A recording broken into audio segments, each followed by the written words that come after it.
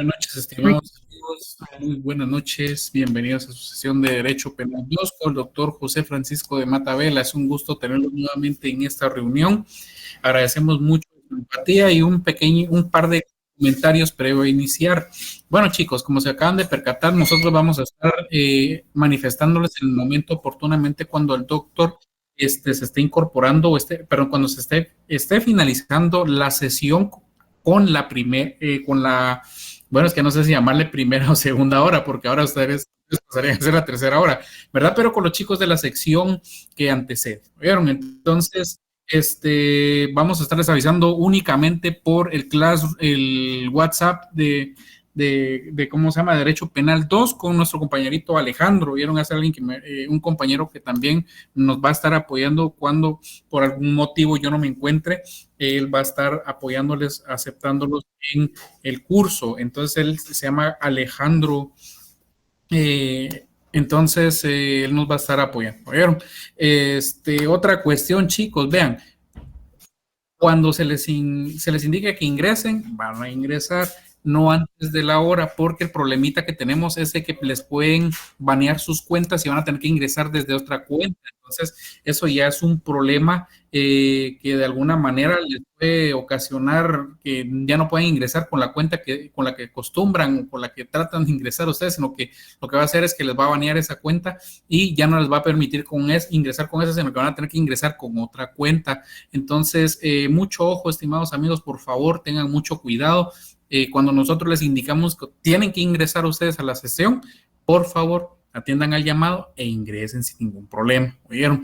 Entonces, eso principalmente porque ya en la sección anteriormente, las 3 secciones están teniendo este problema, ¿verdad? Entonces, para evitarles a ustedes algún inconveniente, alguna cuestión de esta naturaleza que es un poco incómoda, ¿verdad? Entonces ya se les está manifestando efectivamente esta situación, ¿oyeron? Entonces, mucho ojito con eso.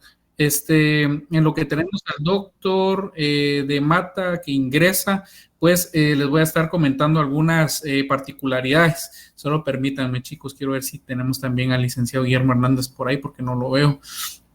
Bueno, yo creo que todavía no lo tenemos. Bueno, entonces, como les decía, vean, para los que se están integrando o por primera vez con nosotros, les quiero comentar que ustedes tienen de alguna manera las evaluaciones con nosotros de forma de selección múltiple. Es algo que ustedes tienen que reconocer. No se dejen llevar por lo que dicen, es que es de forma directa o que es de pregunta directa. No, esas son cuestiones que ya creo que la semana pasada les tuve que haber comentado, pero por cuestión de tiempo ya no les puedo manifestar. La segunda, chicos, nosotros somos bastante estrictos con cuestión de sus datitos. Esto a efecto de que ustedes comprendan de que tienen que tratar de hacer las cosas de la mejor y casi perfectamente humanamente entre sus posibilidades tiene que ser esto, ¿vieron? No por otra cuestión, pero de ahí ya se dieron cuenta que nosotros tratamos de tener esa empatía, tratamos de tener esa motivación con cada uno de ustedes y efectivamente es así como nosotros trabajamos. De alguna manera también vamos a tener un espacio que el doctor nos va a estar autorizando con el licenciado Guillermo Hernández para que les podamos apoyar a ustedes de repente con algún tipo de laboratorio, repaso, le llamamos nosotros con el licenciado Guillermo Hernández, a efecto que ustedes también salgan bien preparaditos ustedes y que lleguen la mejor preparación en lo que nosotros podamos compartirles y trasladarles a ustedes en su formación de Derecho Penal Sustantivo, Derecho Penal 2 y posteriormente en su Derecho Penal 3 y procesal y así sucesivamente, ¿verdad? Pero eso ya se encargarán los docentes ahí arriba.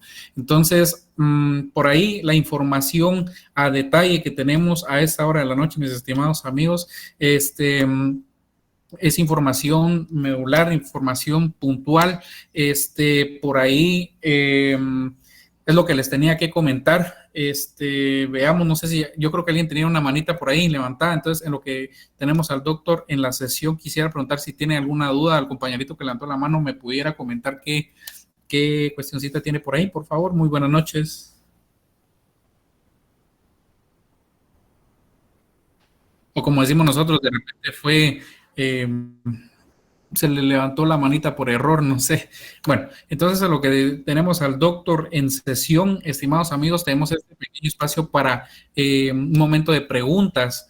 No sé si alguno de ustedes tiene alguna duda, alguna inquietud, la puede plantear. En este momento lo que tenemos se incorpora el doctor José Francisco de Matavela. No sé, ¿alguien tendrá alguna duda, alguna inquietud, por favor? puede levantar su mano o expresarla a viva voz. Disculpen, chicos, no sé si habrá alguien por ahí. Bueno, ya también tenemos ahí al licenciado Guillermo Hernández. Licenciado, muy buenas noches, bienvenido. Ya les estaba comentando algunas pequeñas, algunos comentarios someramente particulares en cuanto a evaluación, cuestiones específicamente la tabulación de los datitos de los chicos y que de alguna manera, estimados amigos, si alguno tuviera alguna inquietud, alguna duda, no pueden escribirme al chat de WhatsApp, ¿vieron? Todo lo van a hacer a través de Instagram. Ahí tengo yo una facilidad y versatilidad, ya que ahora el número de teléfono lo ocupo por cuestiones un poco más delicadas. Entonces, por eso es que no les puedo contestar por ese medio, aparte que es algo que ya no me lo autoriza de Canatura ni Rectoría, entonces por ese medio me han autorizado de Instagram apoyarles a ustedes de parte de ambos, de ambas autoridades, ¿oyeron? Entonces, no sé, chicos, tendrán alguna dudita, alguna inquietud, la pueden manifestar, no sé, por ahí, si tienen alguna cuestión, la pueden plantear en este momento, antes de que tengamos al doctor José Francisco de Matavela en sesión. Nuevamente, el segundo llamado, por ahí si tienen alguna duda, alguna inquietud, chicos.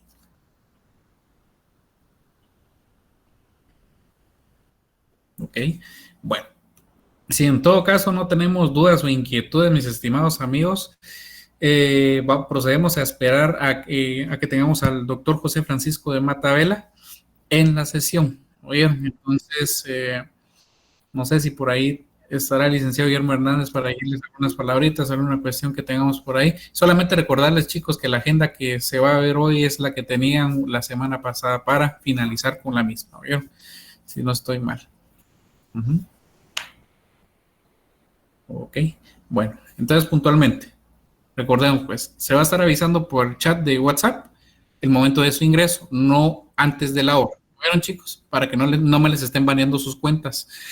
Segundo, todas las agendas las vamos a estar compartiendo y los enlaces de las sesiones. ¿Oyeron? Por ese medio también, para que tengan ustedes una forma un poco más directa para poder incorporarse, así como me sucedió a mí en la tardecita, ¿verdad? Que de alguna manera, pues, yo me encontraba en modalidad de viaje, entonces por este medio, pues móvil, por supuesto, tuve la posibilidad de conectarme y trasladarles la información. Esto también les va a favorecer a muchos que de repente van en transporte público o van en su carrito, o sea, la situación en la que sea, pero nadie se queda sin cátedra, ¿vieron, amigos? Entonces es importante que puedan ver su chat, que por ese medio les vamos a estar avisando y vamos a estar a trasladarle toda la información posible por ese medio también. ¿Vieron? Y por ahí alguien estaba preguntando, no sé si también fue de esta sección respecto al tema de los libros. Entonces, por favor, no sé si el licenciado ya había solicitado, pero tal vez algún compañerito por ahí para comunicarnos con él y que a través de ese compañero, pues se puedan comunicar y tener contacto para que puedan obtener el texto, creo yo, el texto que van a estar manejando. Yo creo que también sucedió en la sección anterior, ¿verdad? Entonces, es temita que de repente lo vamos a manejar con ellos o ellos se manejan con él, no sé cómo le van a hacer, pero de ahí se van a estar apoyando, ¿verdad? Porque por ahí estaban preguntando por algún texto que recomendamos, pero sugerimos el de la formación de su derecho penal, por supuesto. Y créanme, como les estaba diciendo a sus compañeritos de la sección anterior, este texto es, personalmente yo siento que es una muy buena inversión. De alguna manera ayuda bastante en muchas cuestiones. Entonces, por ahí, para quien desee y tenga la posibilidad, por supuesto, pues ahí van a estar con el compañerito que va a estar ahí encargándose de ello. Ahora yo creo que tenemos al doctor José Francisco de Matavela en línea. No sé si tenemos algún comunicado ahí del licenciado Guillermo Hernández. Por mi parte, pues eso sería todo, mis estimados amigos. Doctor, muy buenas noches. Doctor, ahí estamos. Por favor, doctor, en su tiempo es suyo.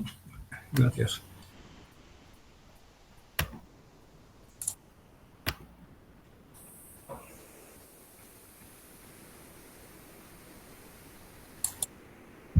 El micrófono, doctor. No tenemos audio, doctor. Perdón. Ahí estamos. Gracias, doctor.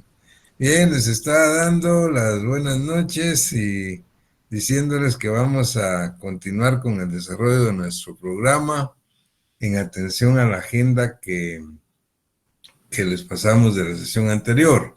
Estamos tratando lo relativo a los delitos contra la vida, es decir, los homicidios.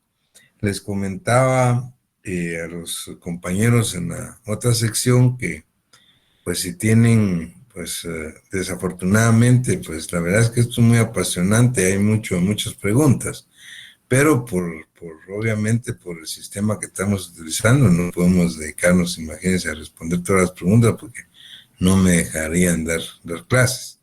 Entonces, que las preguntas las hagan aquí por escrito, yo las logro ver.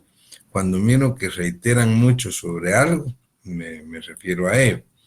Y en todo caso, les decía que siempre estoy para servirles. Si ustedes quisieran, pues cualquier dudas, pues aclararlas conmigo, que yo les oriente sobre algo, compañeros. Siempre estoy para servirles. Solo, por favor, pidan la audiencia ahí a través de mis queridos amigos Guillermo y Alberto, y a ellos pues me contactan y vemos cómo podemos ir pues platicando ya de manera más directa y personal con ustedes si fuera necesario, porque sí es difícil, pues la verdad es que los temas sí son bastante, pues no son apasionantes, sino extensos. Entonces, es difícil contestarles aquí a todos sus preguntas. Muy bien, estamos entonces con los homicidios. En la sesión anterior trabajamos el homicidio simple.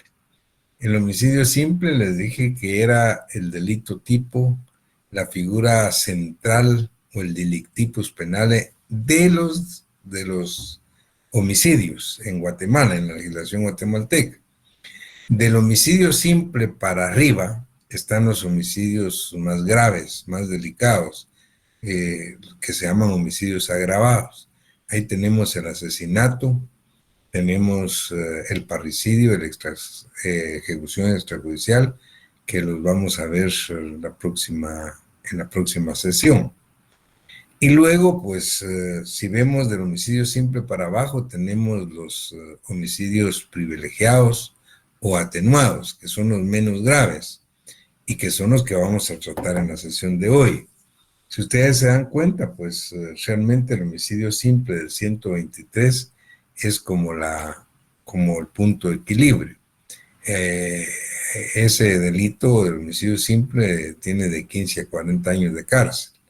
Los homicidios privilegiados que vamos a ver hoy tienen mucho menos, de 2 a 5, a 10, hasta 15, pero eso es todo.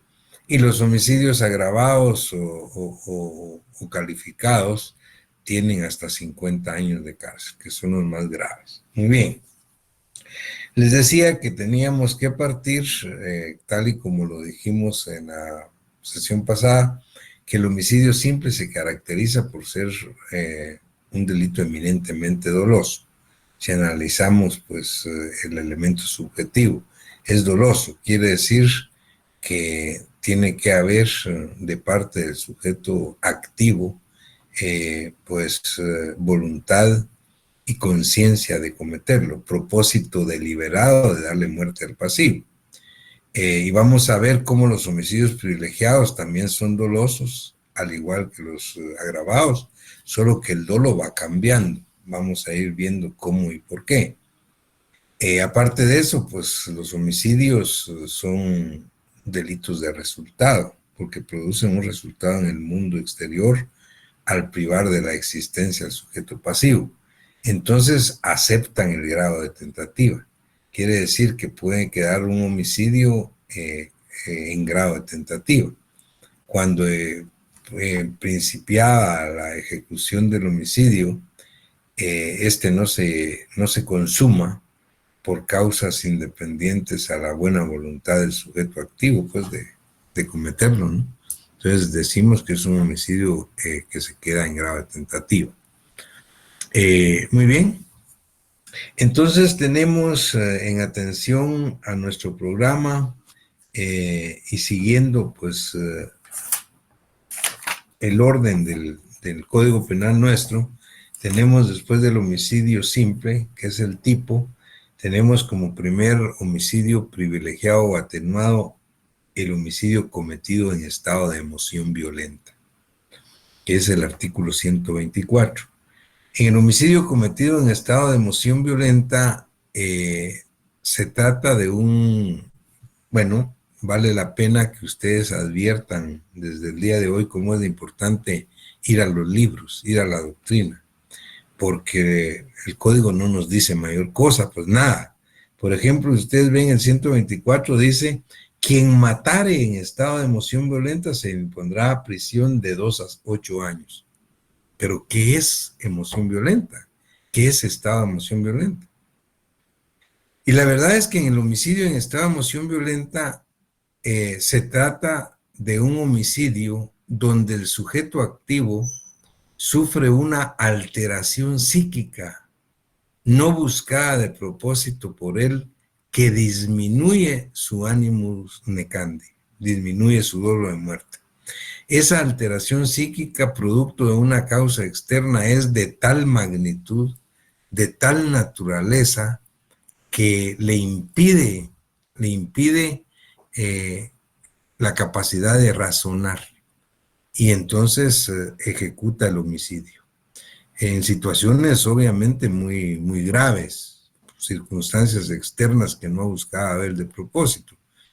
Y les decía que ahí hay que advertir que lo que el sujeto activo sufre en el homicidio cometido en estado de emoción violenta es una alteración psíquica, que no es lo mismo que trastorno mental transitorio.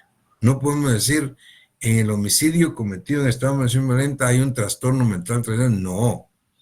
El trastorno mental transitorio es una causa que exime totalmente de responsabilidad penal. Es un eximente, de acuerdo al artículo 23 del Código Penal, que lo estudiamos en el semestre anterior.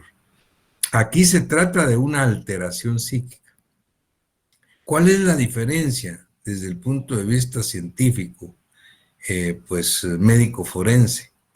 La alteración psíquica regularmente es producto de causas exógenas, vienen de afuera para adentro, mientras que el trastorno mental transitorio es por causas endógenas, vienen de adentro del sujeto activo, es decir, como un estado de locura, por ejemplo. Acá se trata de situaciones bastante serias, impactantes. Por ejemplo, para que ustedes vean y lo entiendan más rápido.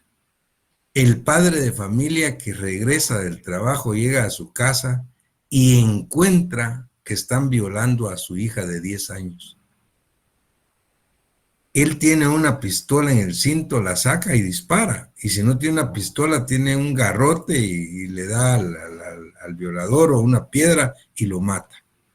Ese es un homicidio cometido en estado de emoción violenta. ¿Por qué? Porque el padre está sufriendo una alteración psíquica por una causa externa no buscada de propósito por él. Es decir, imagínense que encuentra que están violando a su hija.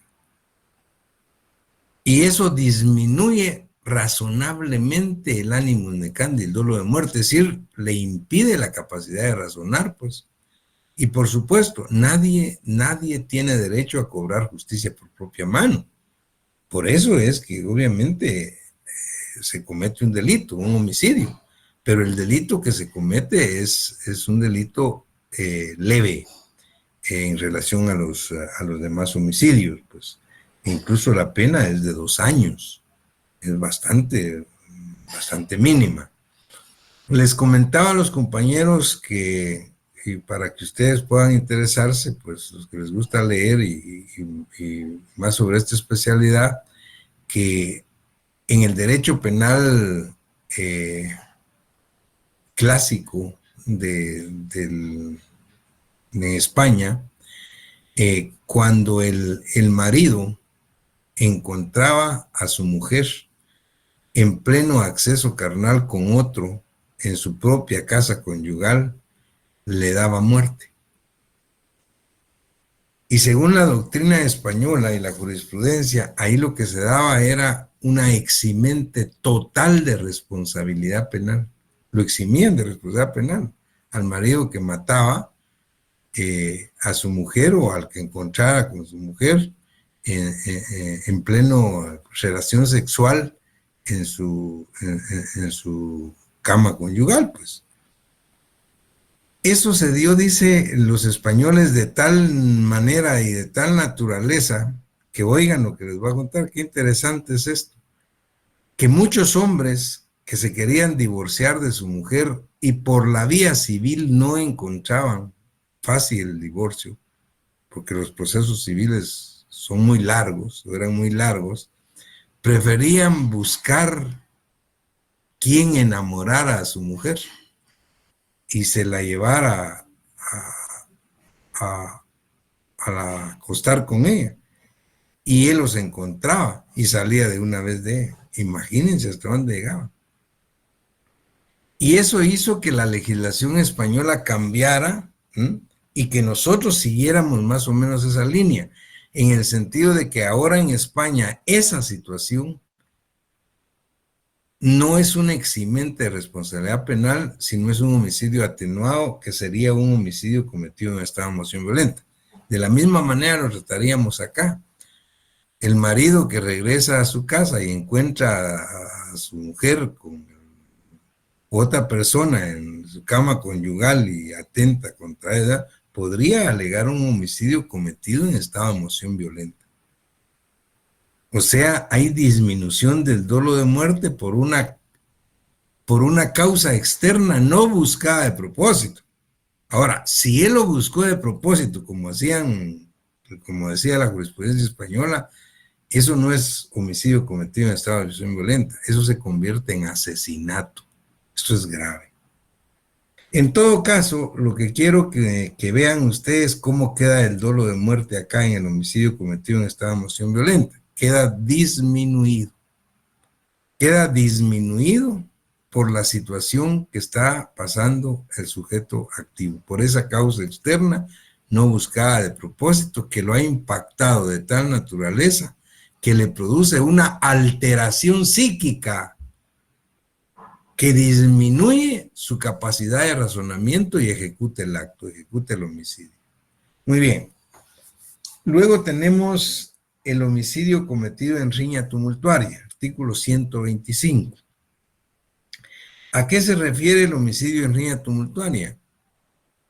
No es el homicidio que se da en una pelea entre dos personas.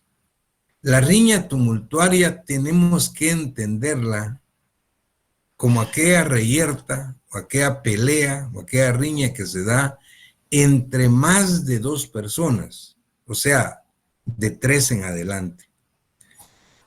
Pero la razón de ser de la riña tumultuaria es que los sujetos que participan en ella se acometan entre sí de manera confusa y tumultuaria.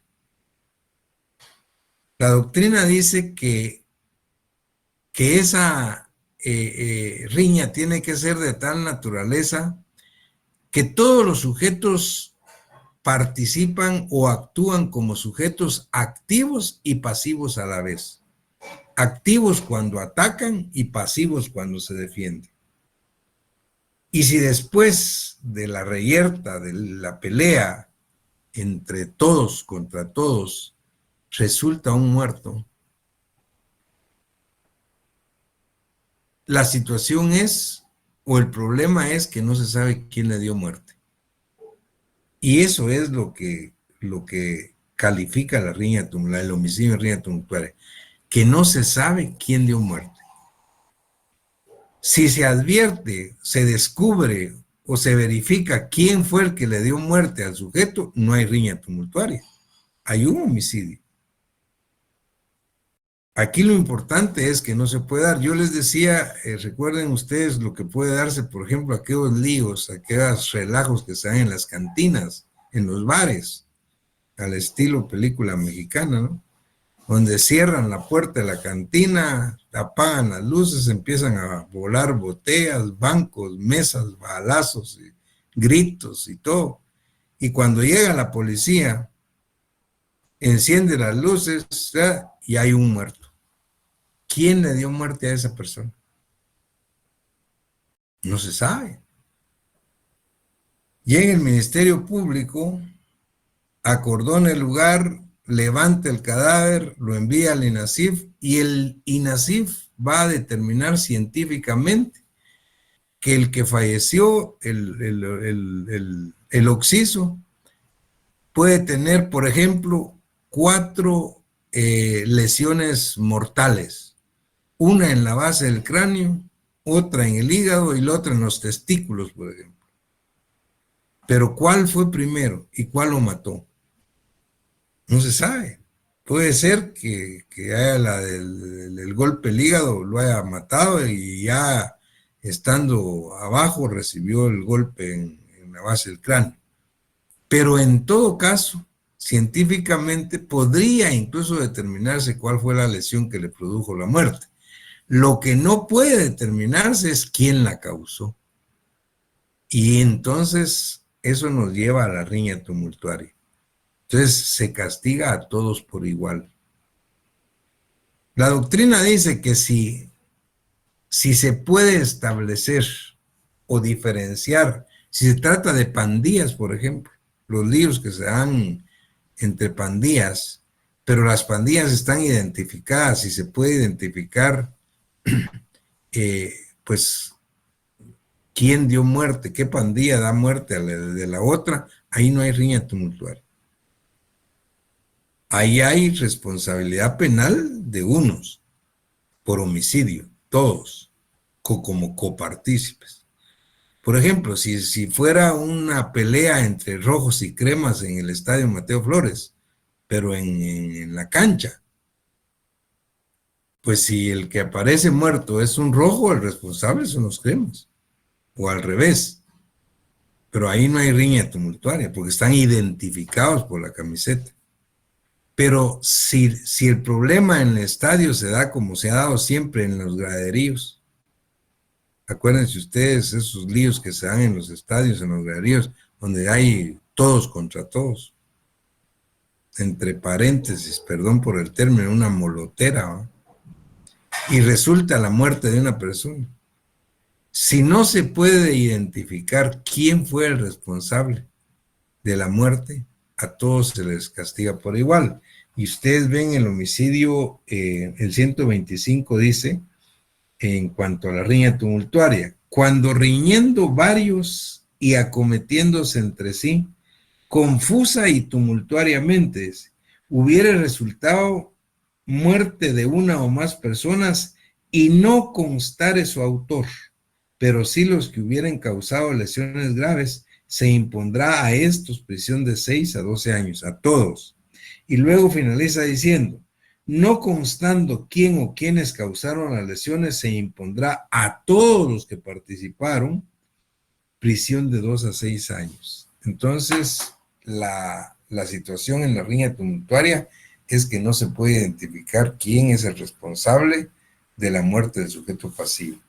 La pregunta aquí es cómo queda el dolo de muerte, el elemento sustantivo otra vez. Aquí el dolo de muerte está desubicado dentro de los que participan en la riña. Es decir, nadie tenía la intención de matar a nadie, aunque todos estaban en la riña y con la posibilidad de salir ellos lesionados, golpeados o de golpear a otros. Entonces la doctrina dice que se puede evidenciar un dolo indirecto, porque el dolo de muerte está desubicado dentro de los que participan. ¿A qué se refiere esto? Dice la doctrina que en este tipo de reyertas, de problemas, es aquellos líos donde el que se queda de brazos cruzados es el que se muere. Ahí la mejor defensa es el ataque, pues, en aquellos relajos que se dan en las graderías. Es decir, la única manera de salir vivo es estar atacando.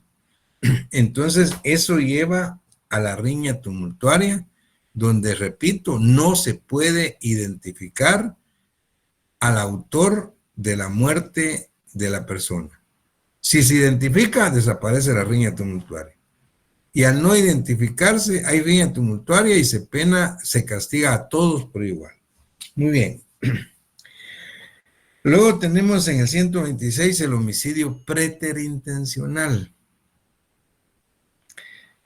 También no dice qué es. Dice, quien cometiere homicidio preterintencional será sancionado con prisión de 2 a 10 años. Pero, ¿qué es homicidio preterintencional?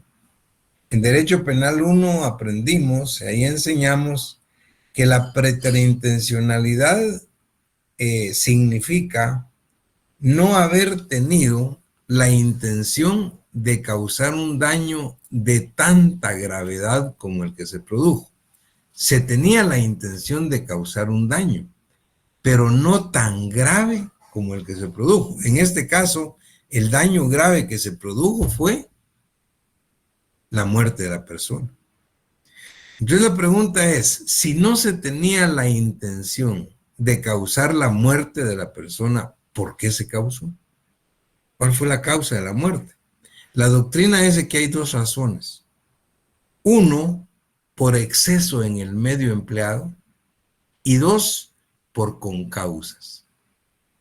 ¿A qué se refiere una y a qué se refiere la otra?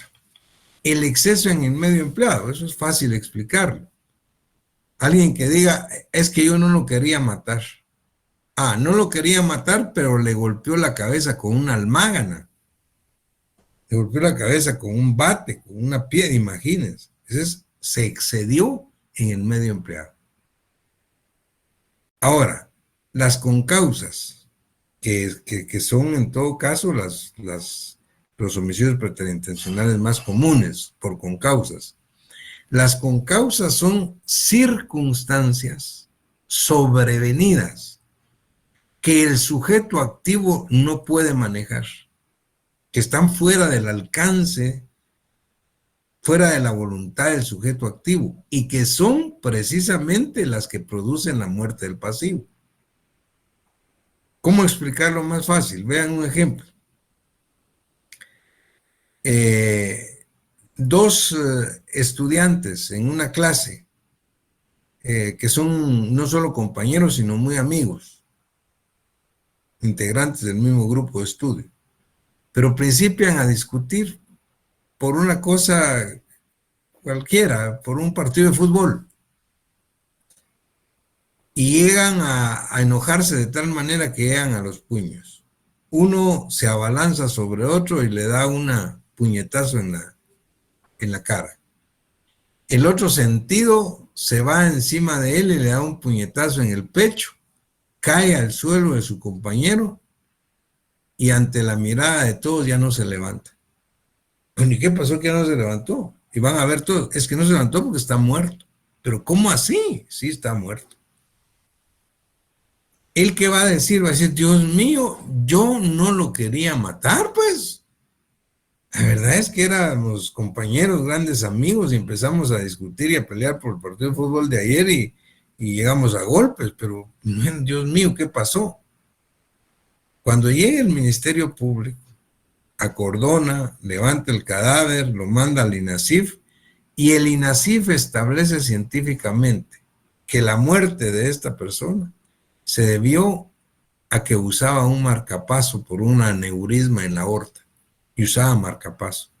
Y el golpe que recibió del compañero en el pecho le desprendió el marcapaso y cayó y murió. Esa es la concausa, una circunstancia sobrevenida que no puede manejar el sujeto activo, que desconoce el sujeto activo y que fue la causa de la muerte del pasivo. Él que hubiera dicho, Dios mío, si yo hubiera sabido que mi amigo usaba marcapaso, yo ni lo toco siquiera, aunque me hubiera pegado a mí en la cara. Yo no sabía que usaba marcapaso. Es una concausa anterior. Ahora, ¿qué hubiera pasado si él sí sabía que usaba marcapaso y lo usó a su favor y lo golpeó ahí porque sabía que usaba marcapaso? Eso ya no es homicidio preterintencional. Eso se convierte en un asesinato. Miren bien cómo cambian las tipificaciones. Eso es lo que ustedes tienen que tener cuidado a la hora de los exámenes. Si él sabía que usaba marcapaso y pegó ahí porque sabía que usaba marcapaso y falleció el amigo, eso no es homicidio preterintencional, no es homicidio atenuado. Al contrario, es un homicidio agravado, se llama asesinato. Ya no tiene 2 años de cárcel, tiene 50 años de cárcel. Vean la diferencia. Entonces las concausas son circunstancias sobrevenidas. Algunos tratadistas en los libros dicen que algunos son productos de la mala suerte, pues. ¿Qué pasa si estos, bueno, estas circunstancias son con causas anteriores, pero hay con causas concomitantes y hay posteriores. Las concomitantes son las que se dan en el momento en que se da el problema. Posteriores después. ¿Qué pasa si estos dos compañeros están peleando? Uno se va sobre el otro, lo empuja, cae y golpea la base del cráneo en el filo de la banqueta y muere. Dios mío, es decir, pero yo no quería matar. Sí, pero golpeó de tal manera la cabeza en el filo de la banqueta con la base del cráneo que falleció. Entonces cualquiera hubiera podido decir, miren, qué mala suerte, pues, porque si hubiera caído sentado ahí de nalgas no le pasa nada. Entonces esa es una concausa concomitante, una circunstancia que el sujeto activo no la puede manejar. Y eso es lo que hace un homicidio preterintencional. Ahora la pregunta es, ¿cómo queda el elemento subjetivo, el dolo de muerte en los homicidios preterintencionales? El dolo de muerte ahí está limitado. Limitado. Es decir, algunos tratadistas dicen que hay un dolo de muerte indirecto, porque a pesar de que no se tenía la intención de darle muerte a la persona, sí se tenía la intención de causar un daño, no tan grave como el que se produjo, que fue la muerte. Entonces hay un dolo de muerte limitado. Luego tenemos el artículo 127 que habla del homicidio culposo. Oigan esto, es el único homicidio que no es doloso. Precisamente por eso se llama homicidio culposo. Todos los homicidios son dolosos, todos. Lo único que ven, ustedes se dan cuenta cómo van cambiando los dolos. En cambio, en el homicidio culposo, el dolo de muerte está excluido. ¿Por qué? Porque en el homicidio culposo, la muerte del sujeto pasivo se produce por negligencia, por impericia o por imprudencia. Esto es lo que regularmente se da en los accidentes de tránsito, pues, los que se dan todos los días, en todas las ciudades, acá en Guatemala, en todos lados. Los accidentes de tránsito donde muere una persona, esos son homicidios culposos. Es que el chofer de uno de los carros o del otro carro venía borracho, venía drogado, y por eso fue que, aun y cuando hubiera ido borracho o drogado, no tenía la intención de darle muerte al otro, ni lo conocía. Entonces es un homicidio culposo por imprudencia. Y cuando se trata, por ejemplo, de transporte colectivo, de los que manejan buses, se agrava. Se agrava la pena porque no es lo mismo andar conduciendo un carro particular, borracho si se puede, o imprudentemente, que andar conduciendo un bus donde van 40, 50 o más personas, pues. Entonces vean lo que dice el artículo 127. Homicidio culposo, dice. Al autor de homicidio culposo se le sancionará con prisión de 2 a 5 años. Cuando el hecho causare además lesiones a otras personas o resultare la muerte de varias, la sanción será de 3 a 8 años, o sea, se agrava. Si el delito fuere cometido al manejar vehículos bajo influencia de bebidas alcohólicas, drogas tóxicas o estupefacientes que afecten la personalidad del conductor, o con temeridad o pericia manifiesta o en forma imprudente o negligente en situación que menoscabe o reduzca su capacidad mental, volitiva o física, se impondrá al responsable el doble de la pena que corresponde en el caso anterior. Y luego finaliza diciendo, si el delito se causare por pilotos de transporte colectivo, en cualquiera de las circunstancias relacionadas en el párrafo anterior, será sancionado con prisión de 10 a 15 años. O sea, si son pilotos de transporte colectivo, se agrava la responsabilidad penal y, por supuesto, pues la pena también. ¿Cómo queda el dolo de muerte? Totalmente excluido. Ahí no hay dolo de muerte. Tampoco quiere decir, y que quede claro, que todo el homicidio que se produzca a causa de conducir automóvil va a ser culposo. No, habría que estudiarlo cómo se dio el caso.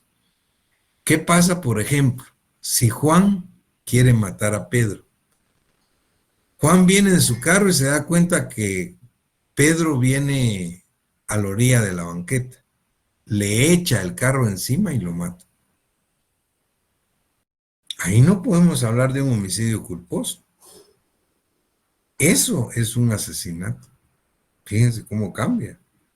Que el homicidio culposo es que hubiese sido por puro accidente. Ah, no, pero si ya lo quería matar y aprovechó que venía ahí en la calle para echarle el carro encima y darle muerte, eso es un asesinato. Y eso no tiene 2 años, sino 50 años de cárcel.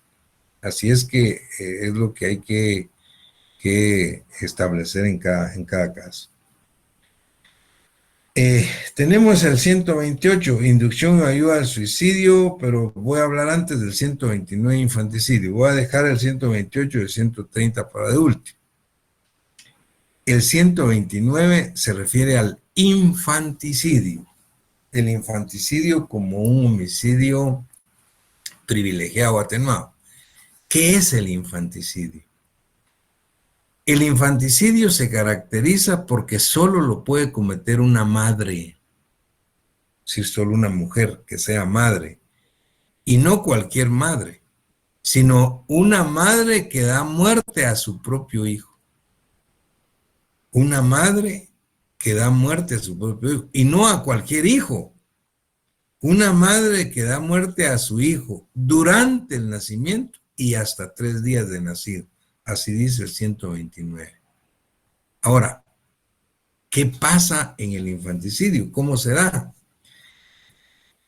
Vean, lo normal, lo lógico, lo natural es que una madre no mate a su hijo.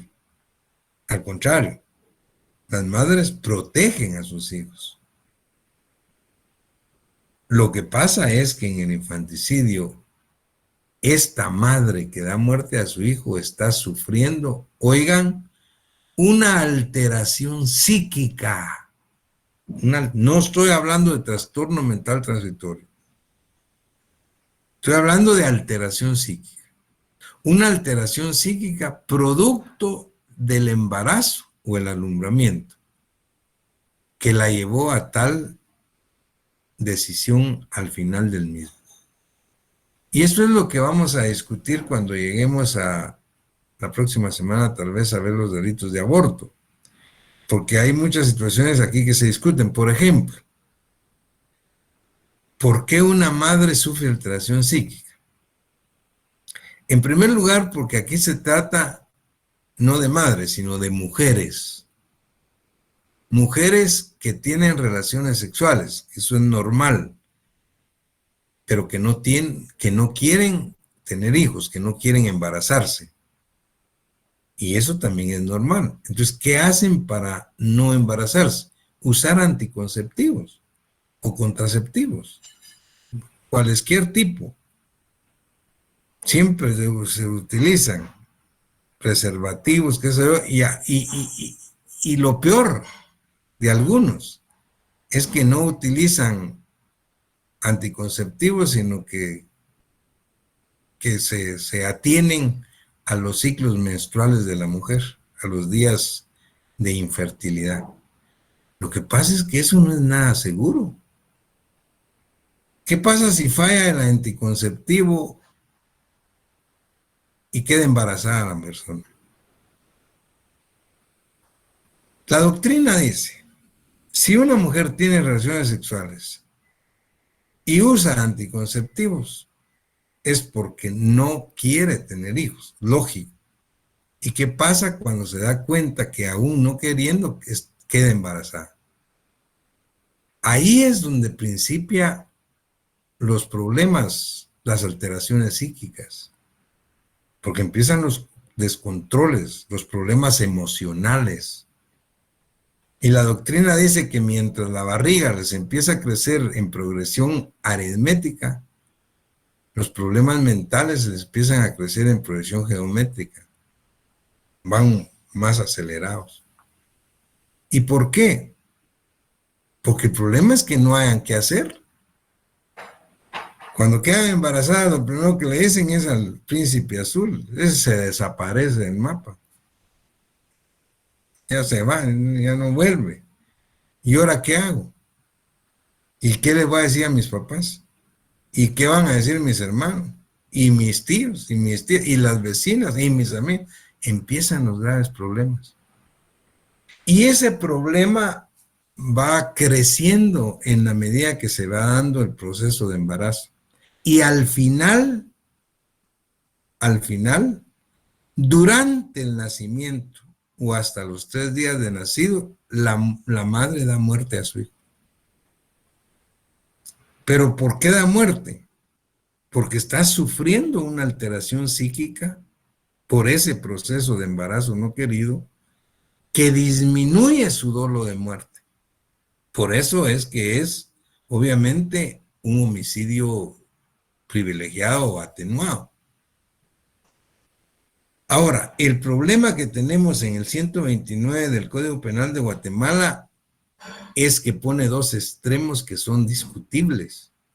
Dice la madre que sufriendo, leámoslo, la madre que impulsada por motivos íntimamente ligados a su estado de embarazo, ya les expliqué, que le produzcan indudable alteración psíquica, matare a su hijo durante su nacimiento o antes de que haya cumplido 3 días de nacido.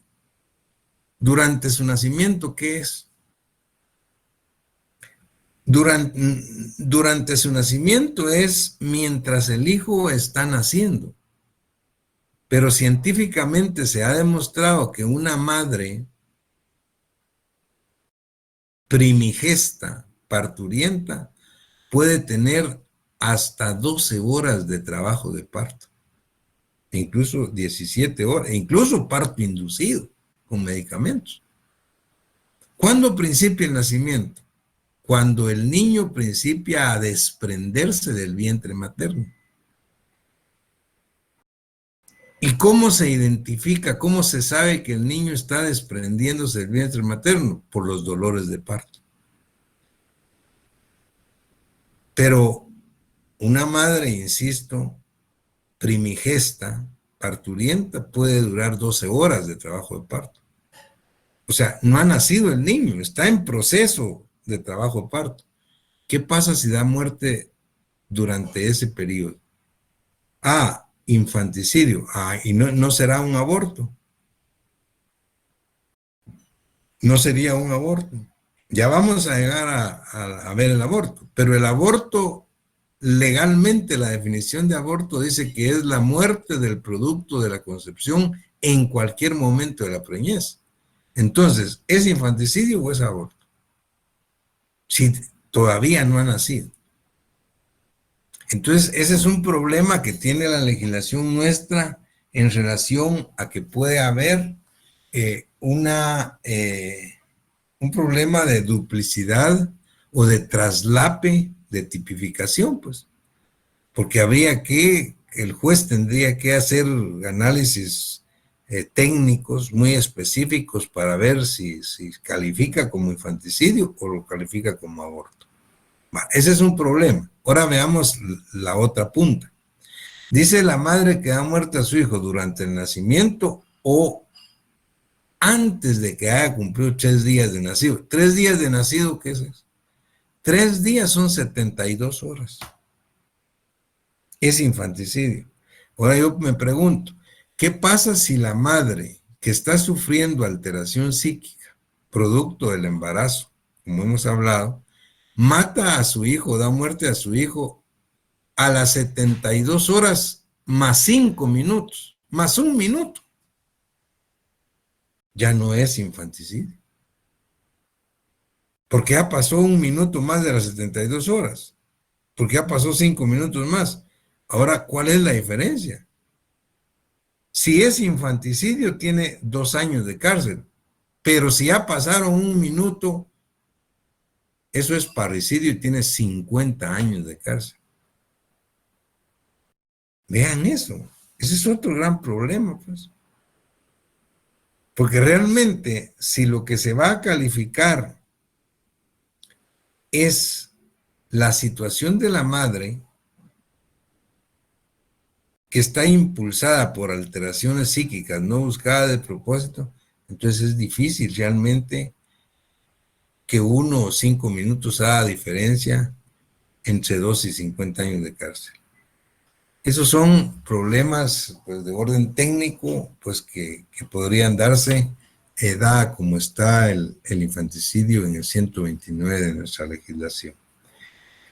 Luego, para finalizar, tenemos 2 artículos muy discutibles, el 128 y el 130. El 128 se refiere a la inducción o ayuda al suicidio. Y acá la inducción o ayuda al suicidio está obviamente catalogado como un homicidio privilegiado, con una pena mínima. El problema es cuándo hay inducción y cuándo hay ayuda al suicidio. Entonces eso hay que establecer. ¿Qué es inducción al suicidio? Se induce al suicidio a una persona cuando esta persona por sí misma no ha decidido privarse de la vida. No ha decidido por sí misma quitarse la vida, pues. Imagínense que un amigo o una amiga llegue ahí con ustedes y que les diga, mira, fíjate que yo no sé, pero yo me he dado cuenta de tu situación y todos los problemas que tenés y fíjate que no es meterme en tu vida, pero yo creo que lo mejor es que te suicides. Imagínense que alguien le diga a ustedes así. En primer lugar, eso lo van a ver como una broma de mal gusto. ¿Eh? Qué horrible. Pero ¿qué pasa si su amiga o su amigo sigue insistiendo? Insiste, habla, le dice. ¿Y qué pasa si después de 1 mes la persona dice, mira, fíjate que yo ya pensé en todo lo que me has dicho y tenés razón, mejor me voy a suicidar? Y se suicida. La pregunta es, si eso es una inducción al suicidio. Recuérdense que en la sesión pasada, cuando vimos el homicidio simple y hablé de del medio empleado, les comentaba que el derecho penal moderno ya entiende y acepta como medio empleado no solo los objetos materiales, como las armas para dar muerte, sino acepta circunstancias inmateriales que son de inequívoca potencialidad letal, como la telepatía.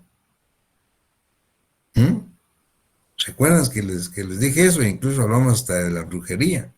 Pues aquí, en la inducción al suicidio, la doctrina, los autores modernos lo que dirían es que aquí no hay inducción al suicidio. Si alguien induce y convence a otro que deben privarse la vida y lo hace, eso es un homicidio o un asesinato. Él no se suicidó, a él lo mató el otro que le dijo. Lo que pasa es que no utilizó un arma, que no utilizó un revólver, que no utilizó un cuchillo, no, que fue una manipulación psíquica. Fíjense qué interesante esto. Entonces es difícil, dice la doctrina, cómo vamos a calificar como inducción. Vean lo que pasó en la tragedia de la Guyana. Quienes ya leyeron el libro, es famosísimo, ¿no? O vieron la película que también hay.